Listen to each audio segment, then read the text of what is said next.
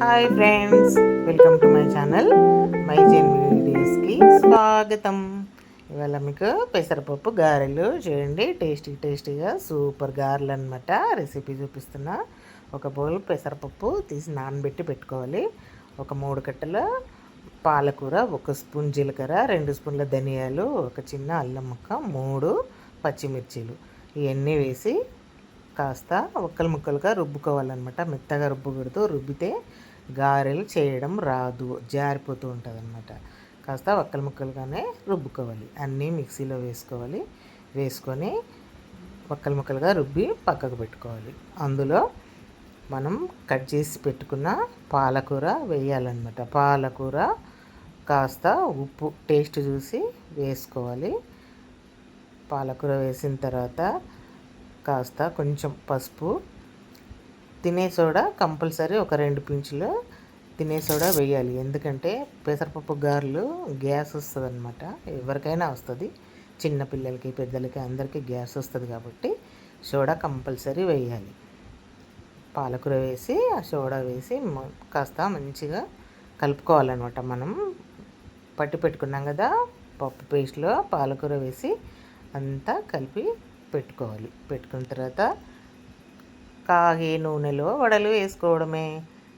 చేతితోనే వేసేస్తాను. బట్ట మీద, ఆకు మీద అట్లా వేస్తే కాస్త టైం వేస్ట్ అవుద్ది. ఇక నాకు ఇలా చేయడమే అలవాటు. టక చేతిలో వేయాలి. బట్ట మీద వేస్తే పప్పు రసం అంతా బట్ట పీల్చుకుంటుందన్నమాట. ఆ పప్పులో ఉన్న టేస్ట్ అంతా పోద్ది రసంలో. అందుకే నేను చేతిలోనే వేసేస్తాను. చూడండి, మన గారెలు సూపర్గా వస్తున్నాయి, భలే టేస్టీగా ఉంటాయి. కొంచెం టైం తీసుకొని ఇంట్లో చేసి పెడితే పిల్లలకి అలవాటు అవుద్ది. బయట ఫుడ్, చిప్స్, కార్న్ఫ్లేక్స్, అవి ఇవి పిజ్జాలు, బర్గర్లు అవన్నీ మాన్పించేసేయండి. హెల్త్ ఖరాబ్ అవుతుంది పిల్లలకి. కొంచెం టైం తీసుకొని మీరు చేసి పెడితే పిల్లలు కూడా ఆరోగ్యంగా ఉంటారు. చూడండి, మన గారెలు, పాలకూర గారెలు, పెసరపప్పు గారెలు సూపర్ టేస్టీగా ఉంటాయి. ఈ పప్పులో అన్ని రకాల ఆకుకూరలు కూడా వేసి చేసుకోవచ్చు. తోటకూరతో బాగుంటాయి. కొత్తిమీర, పుదీనా సపరేట్గా వేసి చేస్తే కూడా బాగుంటాయి.